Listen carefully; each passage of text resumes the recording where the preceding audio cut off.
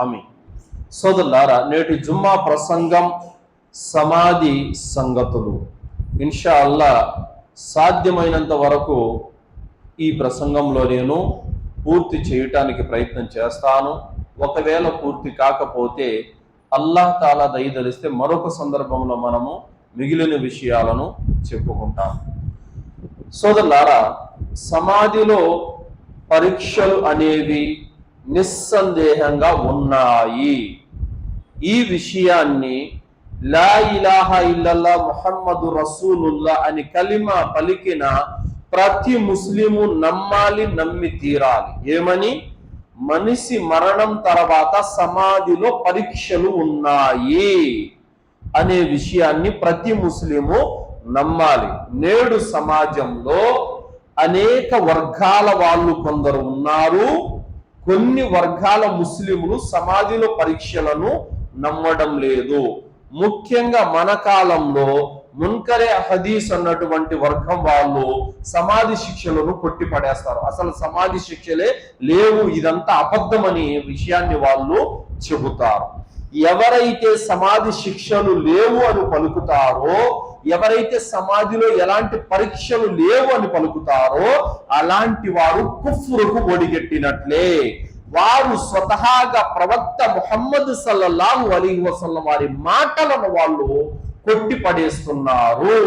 కాబట్టి అలాంటి వారు మార్గభ్రష్టత్వంలో చాలా దూరం వెళ్ళిపోయారు. అలాంటి తిరస్కారుల కోవలో నుండి అల్లాహ్ మనందరినీ కాపాడాలి.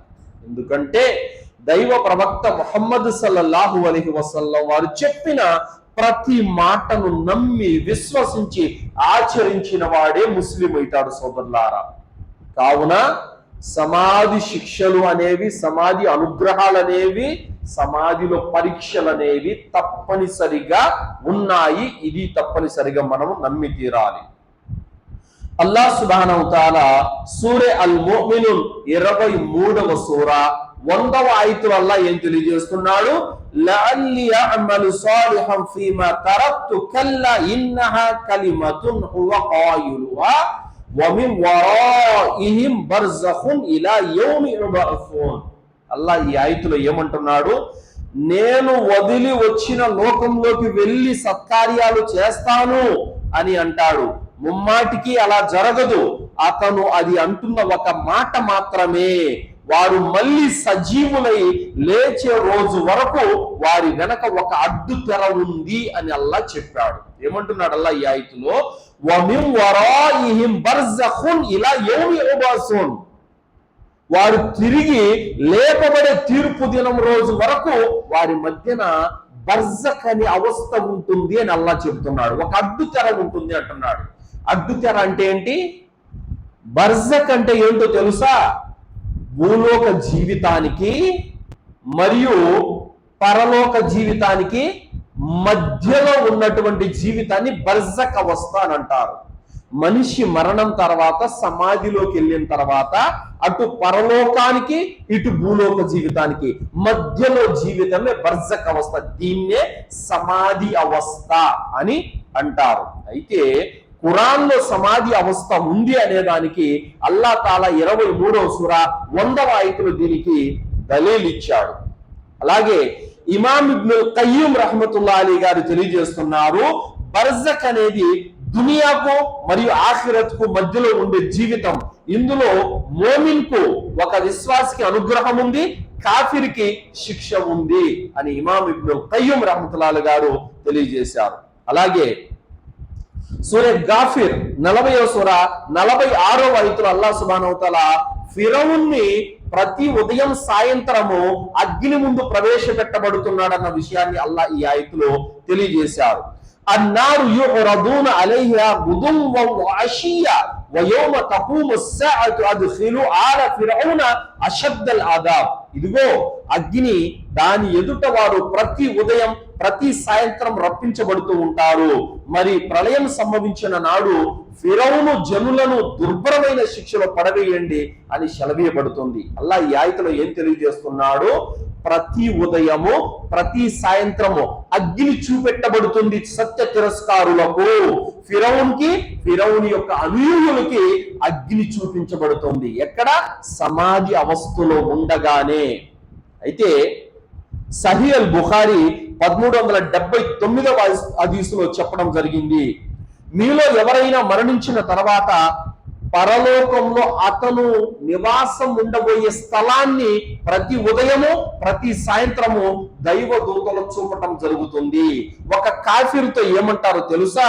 ఇదిగో నువ్వు నివాసం ఉండబోయే స్థలం ఇదే, చూసుకో బాగా అని చెప్పి ప్రతి ఉదయం ప్రతి సాయంత్రం అతని ఉండబోయే నరకంలో కాలబోయే ఆ ప్లేస్ వారికి చూపించడం జరుగుతుంది. మోమిన్ ఒక విశ్వాసిని తీసుకెళ్లి స్వర్గం చూపించి ఇదిగో నువ్వు ఉండబోయే స్థలం ఇది అని చెప్పి విశ్వాసికి ప్రతి ఉదయం ప్రతి సాయంత్రము చూపబడుతుంది అని తెలియజేయడం జరిగింది. సోదరులారా, ఇమాం ఇబ్న్ కసీర్ రహ్మతుల్లాహి గారు తెలియజేశారు, ఈ 2 ఆయితులు సమాధి శిక్షలు ఉన్నాయి అనే దానికి బలమైన ఆధారం అని ఇమాం ఇబ్న్ కసీర్ రహ్మతుల్లాహి గారు తెలియజేశారు. కాబట్టి ప్రతి సలఫ్ పండితులు కూడా సమాధి శిక్షలు ఉన్నాయి అనే దానికి ఖురాన్ ఆయితులను హదీసులను రుజువు చేసి మరి చూపించారు. కానీ ఈ రోజు కొంతమంది హదీసులను నమ్మనటువంటి కొంతమంది సమాధి శిక్షలు లేవు అని అంటాం. ఇది చాలా దారుణమైనటువంటి విషయం సోదరులారా. మరి ప్రవక్త ముహమ్మద్ సల్లల్లాహు అలైహి వసల్లం వారు తెలియజేశారు, సహీ ముస్లిం 2867వ హదీసులో, ఇన్న హాదిహిల్ ఉమ్మత తుబ్తల ఫీ కుబూరియా, ఈ ఉమ్మత్కు సమాధుల్లో పరీక్ష ఉంది అని ప్రవక్త సల్లల్లాహు అలైహి వసల్లం వారు తెలియజేశారు. మరియు అమ్మ ఆయిషా రదియల్లాహు అన్హా ఉల్లేఖనం ప్రకారం ప్రవక్త సల్లల్లాహు అలైహి వసల్లం వారు చెప్పారు, నా ఉమ్మత్కు ఖబర్లో శిక్షలు అనుగ్రహాలు ఉన్నాయి అని చెప్పారు. మరి ఎన్నో హదీసులు, లెక్కలేనన్ని హదీసులు సమాధుల గురించి ఉంటే సమాధి శిక్షలే లేవని కొట్టిపడేయడము ఇది సత్య తిరస్కారానికి తార్కాణం సోదరులారా. మరి సలఫ్ పండితులు ఏమంటున్నారు?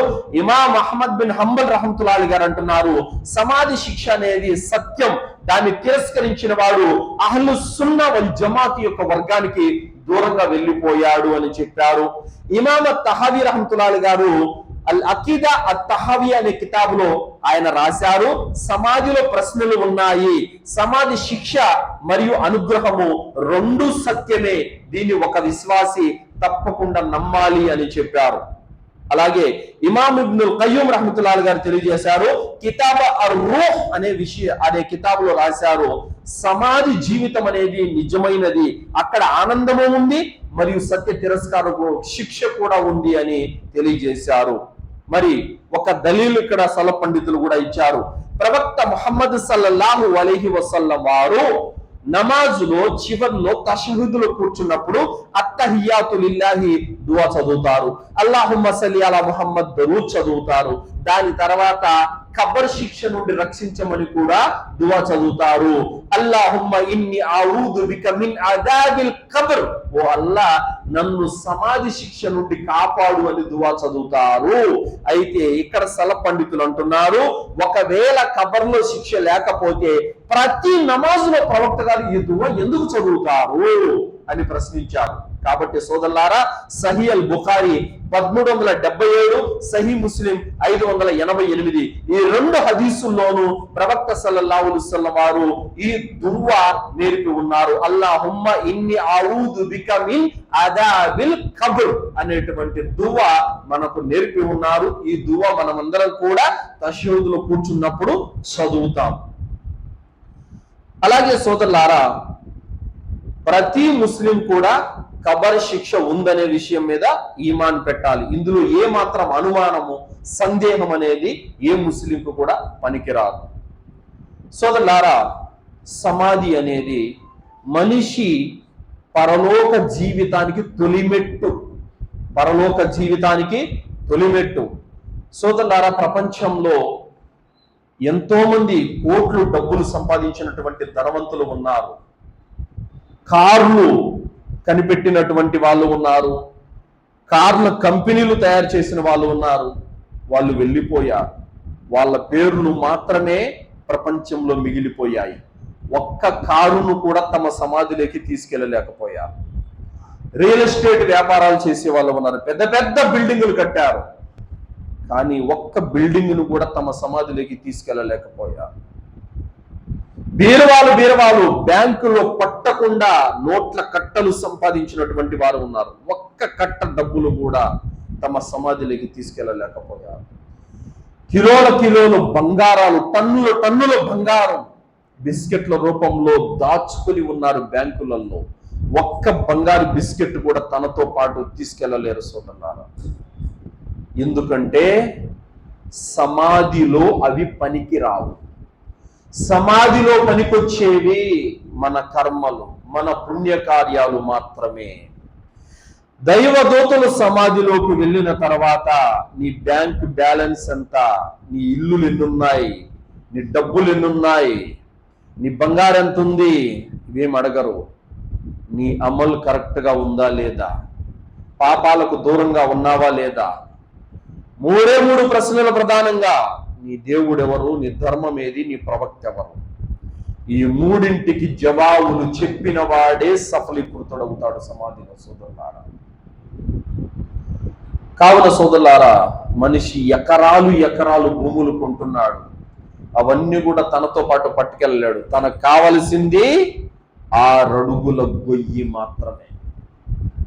బీరువాళ్ళ నిండాకు 100 జతల బట్టలు ఉంటాయి, ఖరీదైనటువంటి బట్టలు ఉంటాయి, కానీ అతను కావలసింది 3 మీటర్ల కఫన్ దుస్తులు మాత్రమే.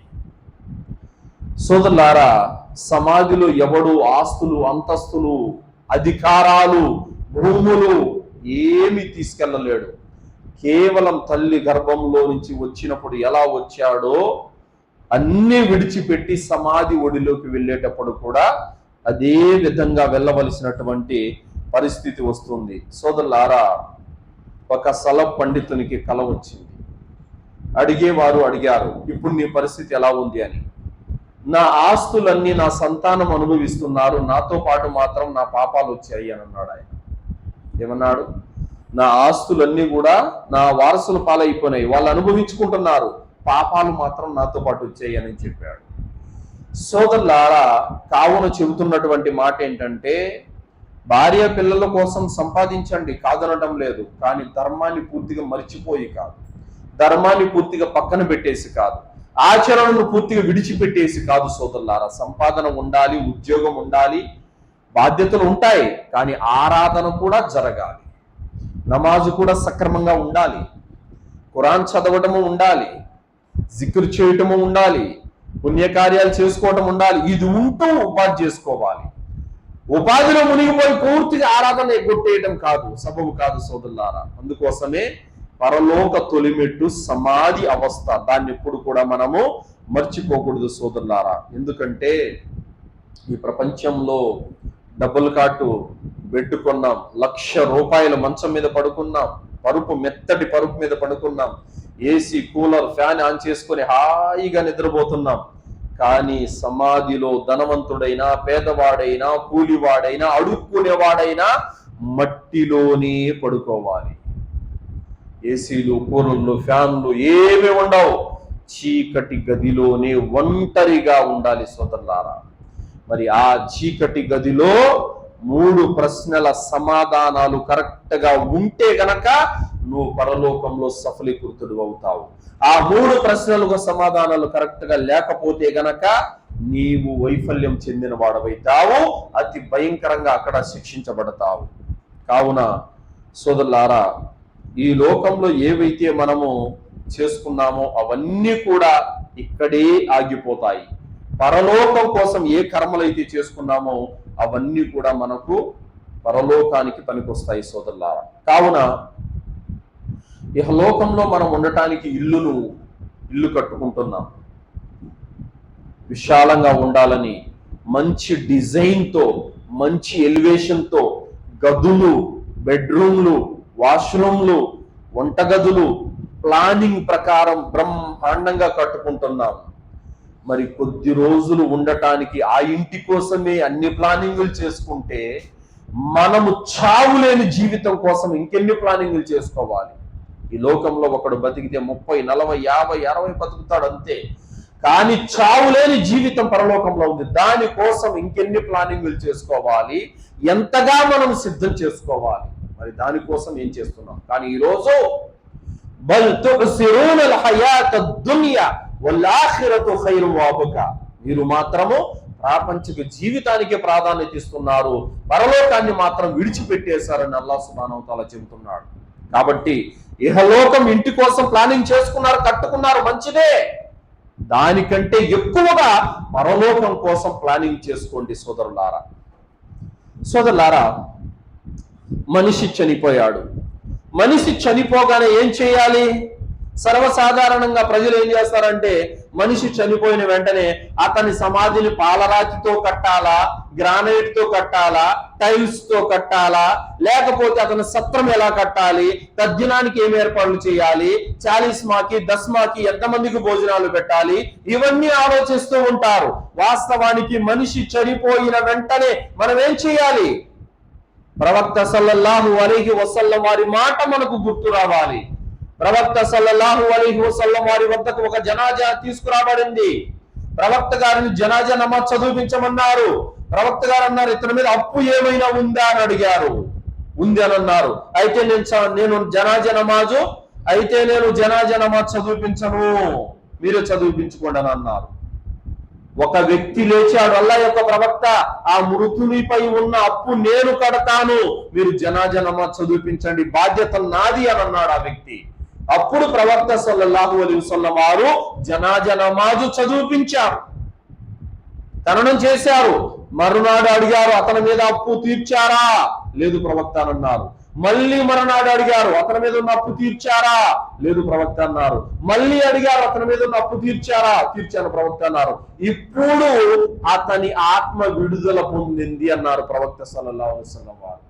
అప్పు ఉంటే ఆత్మ మధ్యలో ఊగిసలాడుతూ ఉంటుంది, అతను సమాధిలో శిక్షను పొందుతూ ఉంటాడు అని ప్రవక్త సల్లల్లాహు అలైహి వసల్లం వారు చెప్పారు. ఒకవేళ అల్లాహ్ మార్గంలో అతను షహీద్ అయిపోయినా సరే అతను సమాధిలో శిక్షించబడతాడు, అప్పు గనక అతని మీద ఉంటే అని చెప్పడం జరిగింది. కావున మనలో ఎవరైనా, మన బంధువుల్లో గాని, మన కుటుంబీకుల్లో గాని ఎవరైనా చనిపోతే మొట్టమొదటిగా మనం ఏం చేయాలి? అతని మీద అప్పును మనము క్లియర్ చేయాలి. ఫస్ట్ అప్పును మనము అతని మీద నుండి తొలగించాలి. మనమంతా చందా వేసుకొని కానీ, లేదా ఎవరో ఒకరు బాధ్యత తీసుకొని కానీ, లేకపోతే ఎక్కడైనా తెచ్చి కట్టి మనం ఏదైనా ఆ బాధ్యత నెత్తి మీద వేసుకోవడం కానీ, ఏదో ఒక విధంగా చేసి మృతులని ఆ అప్పు బాధ నుండి మనం విడుదల పొందేలా చేయాలి. ఏం చేస్తున్నారు ప్రజలు? పాలరాతితో సమాధి కడుతున్నారు, అప్పు మాత్రం తీర్చడం లేదు. గ్రానైట్ తో సమాధి కడుతున్నారు, అప్పు మాత్రం తీర్చడం లేదు. అప్పు అనే పుచ్చబెట్టుకొని తద్దినాలు దినాలు అని చెప్పి భోజనాలకు మాంసాహారాలు అన్ని ఏవేవో హంగామా చేసేసి ఇంకా లక్షల అప్పులు అయ్యే విధంగా చేసేస్తా ఉన్నారు. చాలీస్మాలు, దస్మాలు, ఈ సమాధులు కట్టడము, పాలరాతితో గ్రానైట్ తో సత్రాలు కట్టడము, ఇవన్నీ ఇస్లాంలో లేవు సోదరులారా. మట్టితోనే కప్పెట్టేయాలి, మట్టిలోనే కప్పెట్టాలి. మీరు ఏ సమాధిని తీసుకున్నా కూడా ఓ జానుడు ఎత్తు ఉంటుంది అంతే తప్ప ఎక్కడ కూడా దానికి గోరీ కట్టడము, డిజైన్లుగా సత్రాలు కట్టడము, ఇవన్నీ ఇస్లాంలో నిషేధము. కాబట్టి సోదరులారా, మనిషి చనిపోయిన వెంటనే ఖచ్చితంగా మనం అతని మీద ఉన్న అప్పును తీర్చాలి. అలాగే సోదరులారా, మనము అతని పైన లక్షలు ఖర్చు పెట్టి ఏవేవో అధర్మ కార్యాలు చేయడం కంటే అతనికి పనికొచ్చే పుణ్య కార్యాలు మనము చేయాలి సోదరులారా.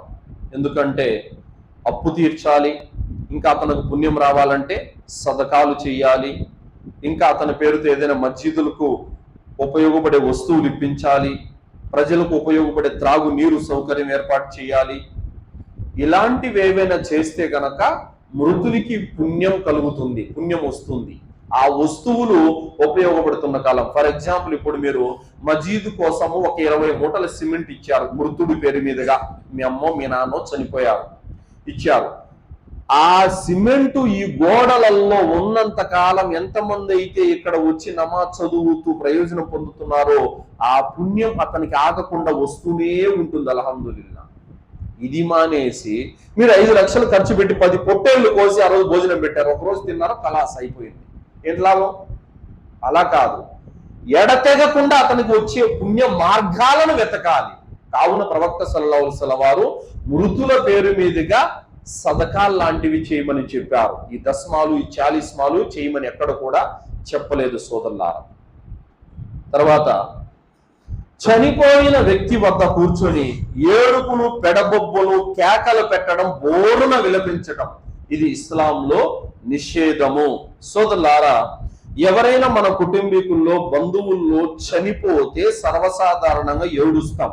ప్రవక్త గారు కూడా తన పిల్లలు చనిపోయినప్పుడు ఏడ్చారు. కన్నీళ్లు వస్తాయి, హృదయం బాధకు గురవుతుంది, దుఃఖిస్తాము, సర్వసాధారణమే, ఇది అందరూ చేసేదే. కానీ కొంతమంది ప్రజల్లో ఉన్నారు, ఆ శవం దగ్గర జుట్టు విరబోసుకొని వీరంగా మాడుతూ ఉంటారు, ఓరున కేకలేస్తూ ఉంటారు. కొత్తగా ఒక బంధువు వచ్చినప్పుడల్లా కొత్తగా మొదలుపెట్టి శోకాలు తీస్తూ ఉంటారు, నేల పడుకొని వీరంగా మాడుతూ ఉంటారు. ఇలాంటివి ఇస్లాంలో నిషేధం సోదరులారా. బాధ, దుఃఖం, కన్నీళ్లు కారటం ఇది సర్వసాధారణం, ఇది తప్పేమీ కాదు, ప్రతి ఒక్కరికి ఉంటుంది. కానీ దీనికి మించిన ఓవర్ యాక్షన్ చేయటం అనేది ఇది నిజంగా మృతుడు సమాధిలో శిక్షించబడతాడు సోదరులారా. ఎందుకనంటే సహీ అల్ బుఖారీ 1292వ హదీసులో ప్రవక్త సల్లల్లాహు అలైహి వసల్లం వారు అంటున్నారు, ఇన్నల్ మయ్యత లా యుఅద్దిబు బి బుకాయి అహ్లిహి అలైహి. మృతుని కోసం అతను కుటుంబీకులు బిగ్గరగా విలపిస్తూ ఏడవటం వల్ల సమాధిలో మృతుడు శిక్షించబడతాడు. కాబట్టి మనము విలిపించడము, రాగాలు తీయడము, శోకాలు పెట్టడము తగదు సోదరులారా. మరి కొంతమంది ఆ శవం దగ్గర కూర్చొని అజ్ఞానమైన పలుకులు పలుకుతూ ఉంటారు. ఎలాంటి పలుకులు పలుకుతూ ఉంటారు? అయ్యో, మమ్మల్ని వదిలిపెట్టేసి అంత తొందరగా ఎందుకు వెళ్ళావు? అప్పుడే నీకు 100 ఏళ్ళు నిండిపోయాయా? జాలి లేని దేవుడు, కరుణ లేని దేవుడు, హృదయం లేని దేవుడు, పాడు దేవుడు నా బిడ్డనే తీసుకెళ్లిపోయాడు అని చెప్పి ఈ విధంగా దేవుణ్ణి తిడుతూ ఉంటారు. మరియు అజ్ఞానమైన మాటలు మాట్లాడతారు. ఏమంటారు?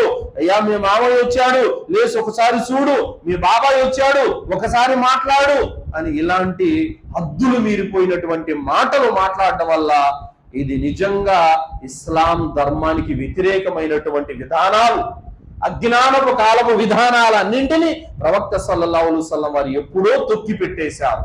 అలాంటి విధానాలను మనము అనుసరించకూడదు సోదరులారా. ఏమని పలకాలి?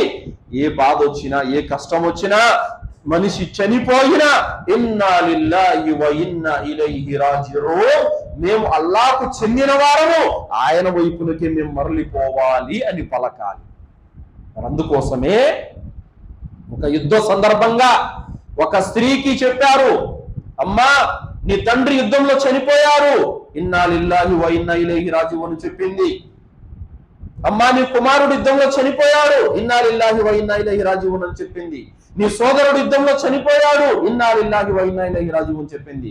నీ భర్త యుద్ధంలో చనిపోయాడు అనగానే ముర్చిపోయింది. భర్త స్థానం అది.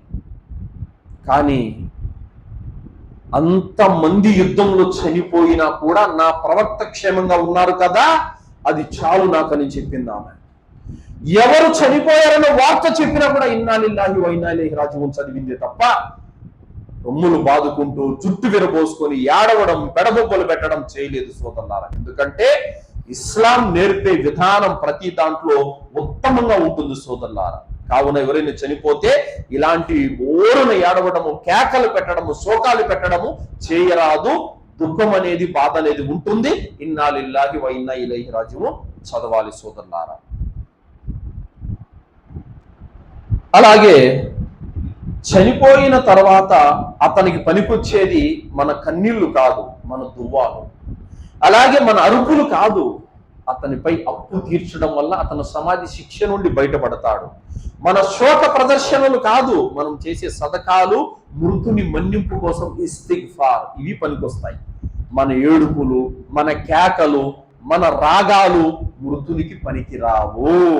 మన దువ్వాలు పనికొస్తాయి. మనము అతని కొరకు క్షమాపణ కోరటం పనికొస్తుంది. మనం అతని కోసం పుణ్యకార్యాలు చేయటం పనికొస్తాయి.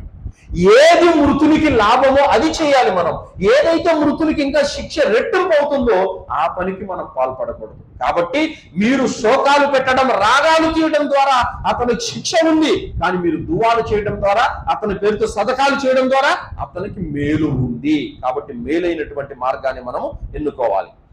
తర్వాత సోదరులారా, మనిషి చనిపోయిన తర్వాత కొన్ని బిదాత్ కార్యాలు జరుగుతూ ఉంటాయి. అదేమిటంటే, దైవ ప్రవక్త ముహమ్మద్ రసూలుల్లా సల్లల్లాహు అలైహి వసల్లం వారు ఒకానొక సందర్భంలో 2 సమాధుల మధ్యన వెళ్ళారు. వెళుతూ ఉంటే ఆ 2 సమాధులలో ఉన్న వ్యక్తులు శిక్షించబడుతున్నారు అని సహచరులకు చెప్పారు. నా సహచరులారా, ఈ సమాధుల్లో ఉన్న వ్యక్తులు శిక్షించబడుతున్నారు. ఏ పెద్ద పాపం చేసినందుకో కాదు, ఒకడేమో మూత్రం యొక్క తుంపరలు అతను ఒంటి మీద పడినా జాగ్రత్త వహించేవాడు కాదు, అశుద్ధంగా ఉండేవాడు, ఆ కారణంగా శిక్షించబడుతున్నాడు. మరొకడేమో నిద్ర లేచినట్టు షాడీలు చెప్పేవాడు, అబద్ధాలను వ్యాపింపజేసేవాడు, అందుకు ఇతను శిక్షించబడుతున్నారు అని చెప్పారు. తర్వాత ప్రవక్త గారు ఓ ఖర్జూరపు మండను విరిచి 2గా చీల్చి ఆ సమాధి మీద ఒక కొమ్మ, ఈ సమాధి మీద ఒక కొమ్మ నాటారు. ఎందుకు ప్రవక్త మీరు ఇలా చేశారని సహచరులు అడిగారు. అప్పుడు ప్రవక్త సల్లల్లాహు అలైహి వసల్లం వారు ఏమన్నారంటే, ఈ కొమ్మలు ఎండిపోయేంత వరకైనా వాళ్ళకి శిక్ష తగ్గొచ్చని నేను భావిస్తున్నాను అన్నారు. ఇది హదీసు, సహీ హదీసే. ఇది పట్టుకొని నేడు ముస్లిములు ప్రతి కబరు మీద రేగి కొమ్మ నాటటము, ఖర్జూరపు మండ తీసుకుని వచ్చి నాటడము, లేదా ఏదైనా పచ్చటి కొమ్మ నాటటము చేస్తున్నారు. ఇది చెయ్యరాదు. ఎందుకంటే ఆయన ప్రవక్త ఆ సందర్భంగా ఆ సమాధిలో శిక్షించబడుతున్న విషయము ప్రవక్త గారికి వహీ ద్వారా తెలపబడింది. కనుక మనకు తెలియదు కదా ఈరోజు ఎవరు శిక్షించబడుతున్నారో, ఎవరు రక్షించబడుతున్నారో మనకు తెలియదు. అయితే మరి ప్రవక్త గారు ఆ 2 సమాధుల మీద తప్ప ఇంకెవరు సమాధి మీద కూడా అలా చేయలేదు ప్రవక్త గారు ఎప్పుడు. తర్వాత 4 ఖలీఫాలు గాని ఏ ఒక్క సహాబీ కూడా అలా చేయలేదు. అలా ఎవరు చేయలేదు. ఆ సందర్భంగానే ఒక్కసారి ప్రవక్త గారు అలా చేశారు. మరియు ఇలా చెయ్యండి అని ఎవరికి కూడా చెప్పలేదు ప్రవక్త గారు. కాబట్టి మనము కూడా అలా చేయరాదు. చాలా చోట్ల జనాజాకు వెళ్తూ మనం చూస్తున్నాము, కబరస్థానికి వెళితే చెట్టు కొమ్మలు నాటుతున్నారు. ఇలా చేయకూడదు, ఇది తప్పు విధానం. ఇది ఎందుకంటే ప్రవక్త గారు చేశారు, ఆయన యొక్క ప్రత్యేకత అది. దాన్ని పట్టుకొని ఇది ప్రవక్త విధానం అని చెప్పి ఇలా చేయడం కరెక్ట్ కాదు. ప్రవక్త విధానం అంటే ఏంటి? ఆయన చెయ్యమని మనకు ఆదేశిస్తారు, కానీ ఈ చెట్టు కొమ్మ విషయంలో మనకు ఆయన ఆదేశించలేదు. సహాబీలు ఎవ్వరు చేయలేదు, తాబయిన్లు కూడా చేయలేదు, తాబయిన్లు కూడా చేయలేదు. కాబట్టి మీ కుటుంబీకులలో, మీ ఇంటి వాళ్ళలో ఎవరైనా చనిపోతే కబర మీద చెట్టు కొమ్మలు నాటడం అనేది చెయ్యరాదు. తర్వాత నేను కబరస్థానికి వెళ్ళాను, ఒక మయ్యత్తును తీసుకొని వెళ్ళడం జరిగింది. అక్కడ ఇమాం సాబు మట్టి ఉండలు 3 తీసి వాటి మీద దువా చదివి ఇచ్చి సమాధులు పెట్టమని చెప్పాడు. ఆయనకు 1000 రూపాయల డబ్బులు కూడా ఇచ్చారు.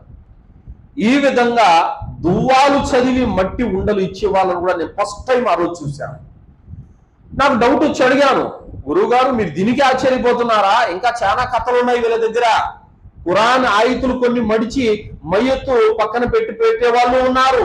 కొన్ని దువ్వాలు రాసి, కలిమాలు కొన్ని రాసి మయ్యత్తు కఫంలో పెట్టి లోపల కబ్రస్థాన్లో కూర్చే వాళ్ళు ఉన్నారు.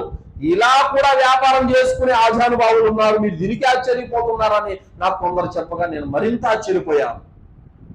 ఇలాంటి దౌర్భాగ్యులు కూడా ఉన్నారు. సోదరులారా, మనిషి బ్రతికినంత కాలం అతను తౌహీద్ మీద ఉండకుండా నిద్ర లేచినట్టు షిర్కుకు పాల్పడుతూ, అతను 5 పూట్ల నమాజ్ చేయకుండా, రంజాన్లో రోజాలు పెట్టకుండా, ఖురాన్ చదవకుండా, జిక్ర్ చేయకుండా, ఏ సత్కార్యాలు చేయకుండా ఎవరో కలిమా రాసి కఫంలో పెట్టి కబర్లో పూడిస్తే అతను రక్షించబడతాడా? రక్షించబడడు. అతను తౌహీద్ మీద ఉండాలి. అతను 5 పూట్ల నమాజ్ చదివిన వాడై ఉండాలి, ఖురాన్ చదివిన వాడై ఉండాలి, సత్కార్యాలు చేసిన వాడై ఉండాలి.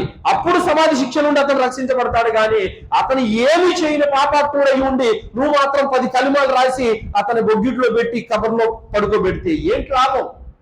నువ్వు రాసే కలిమాలు అతన్ని కబర్ శిక్ష నుండి రక్షించబడవు.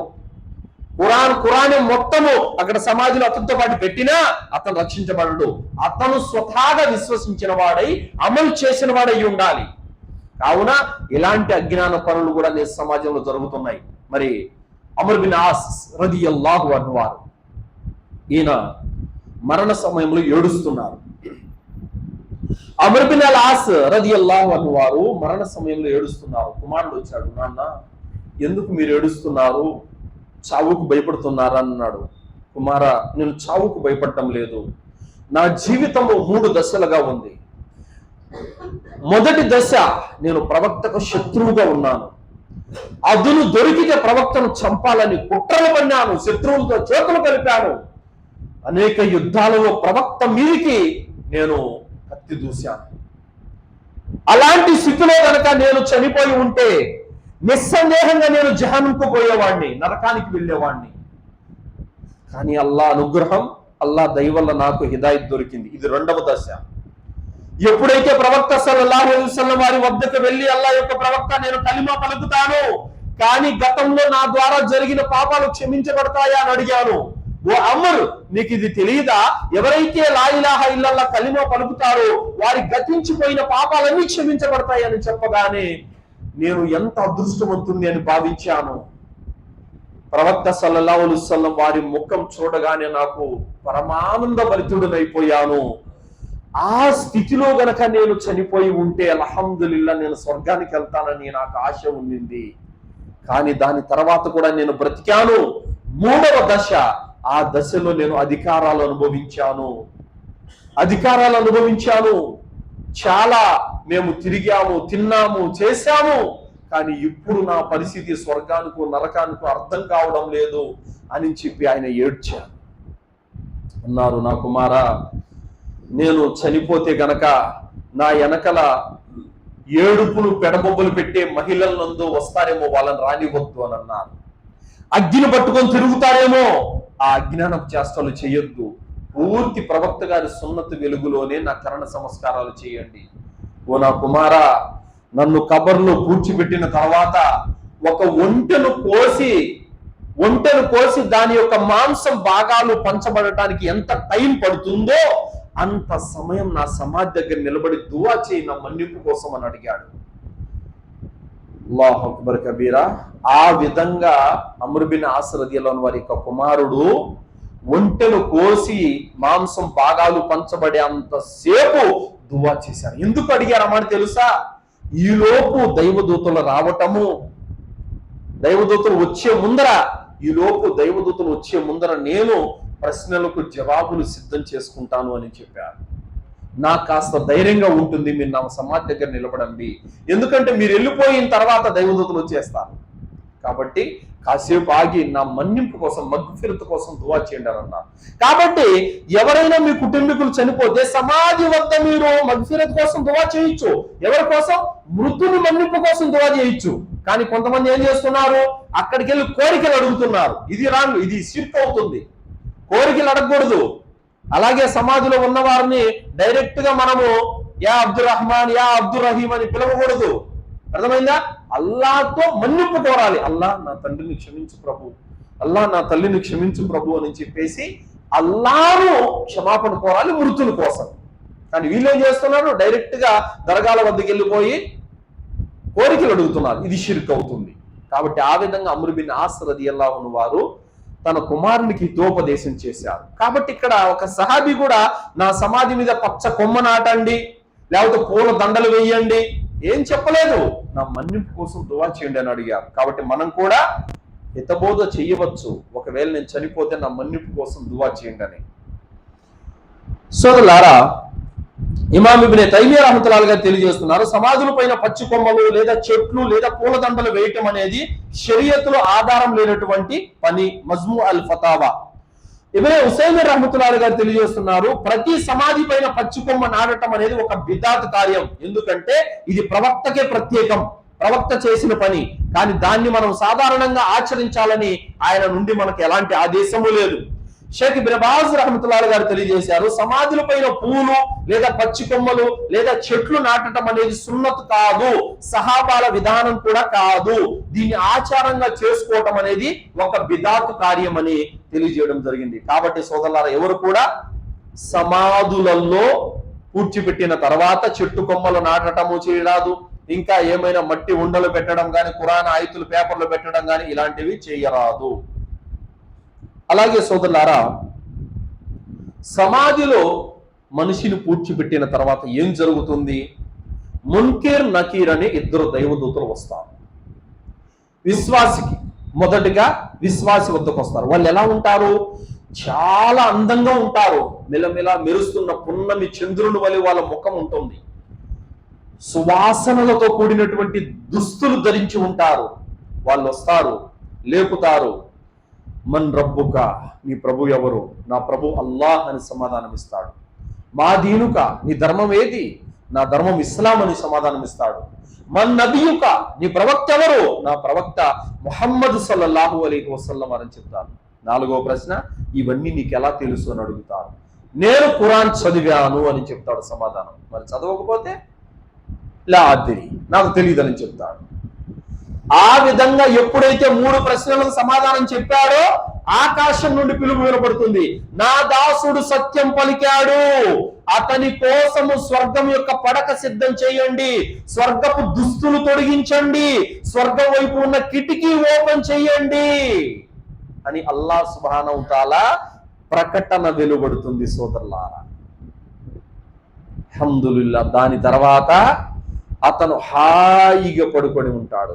అతని సమాధిలో వెలుగు ప్రసాదించడం జరుగుతుంది. అతని సమాధిని 70 మూరల దూరం విస్తరింపజేయడం జరుగుతుంది. అల్హమ్దులిల్లాహ్. సువాసనలతో నిండిపోతుంది. అల్హమ్దులిల్లాహ్. తర్వాత ఒక అందమైన వ్యక్తి వస్తాడు. వచ్చి అల్లాహ్ నీ పట్ల ప్రసన్నుడయ్యాడు, సలాం చెప్తాడు. సలాం చెప్పి అల్లాహ్ నీ పట్ల ప్రసన్నుడయ్యాడు, నీకు స్వర్గ అనుగ్రహాలు నీ కోసం ఉన్నాయి, అల్లాహ్ నిన్ను శిక్ష నుండి రక్షించాడు, నీకు అల్లాహ్ యొక్క శాంతి కలుగుగాక అని అంటాడు. ఎవరు నువ్వు? మాటి మాటికి వస్తున్నావు, నాకు శుభవార్తల మీద శుభవార్తలు, శుభవార్తల మీద శుభవార్తలు ఇస్తున్నావు, మంచి విషయాలు తీసుకొని వస్తున్నావు, ఎవరు నువ్వు అని అడుగుతాడు. అప్పుడు నేను, నన్ను గుర్తుపట్టలేదా? నువ్వు చేసిన కర్మలు, పుణ్యకార్యాలు, అల్లాహ్ నాకు రూపాన్ని ఇచ్చాడు, అందుకే నీతో మాట్లాడుతున్నాను అని చెప్పడం జరుగుతుంది. అల్లాహు అక్బర్.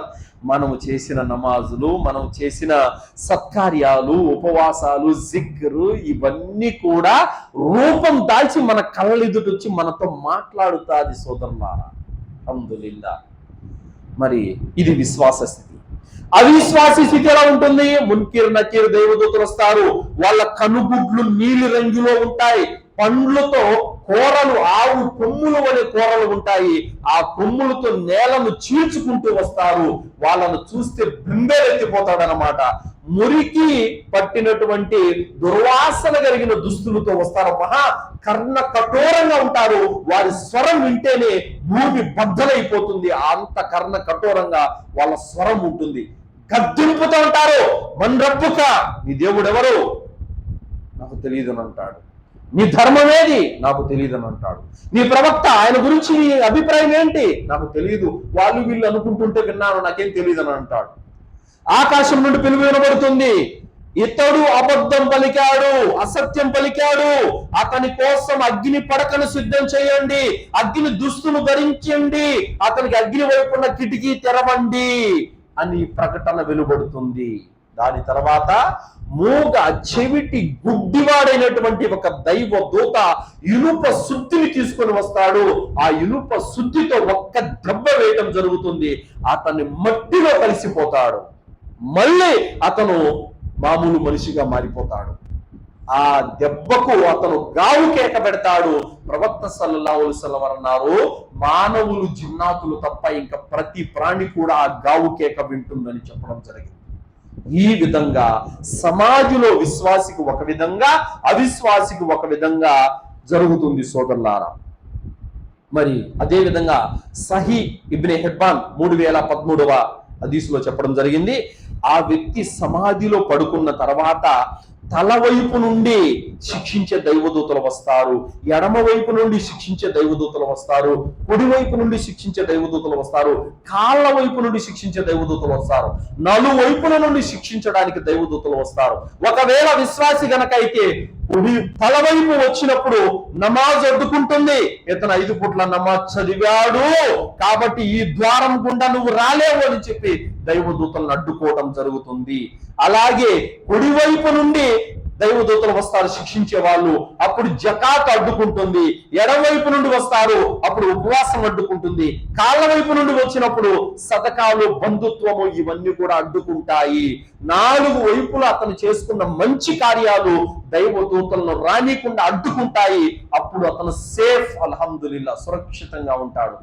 అదే అవిశ్వాసి అయితే తలవైపు వచ్చినప్పుడు నమాజు లేదు, నమాజ్ చేయలేదు. అతను కుడివైపు వచ్చినప్పుడు జకాత్ లేదు, ఎడమవైపు వచ్చినప్పుడు ఉపవాసం లేదు, కాళ్ళ వైపు వచ్చినప్పుడు సత్కార్యాలు లేవు, బంధుత్వం లేదు. ఇక నలువైపున దైవదూతలు విరుచుకుపడి అతన్ని శిక్షిస్తారు. కావున సత్కార్యాలు వలన మనం సమాధిలో నుండి రక్షించబడతాము.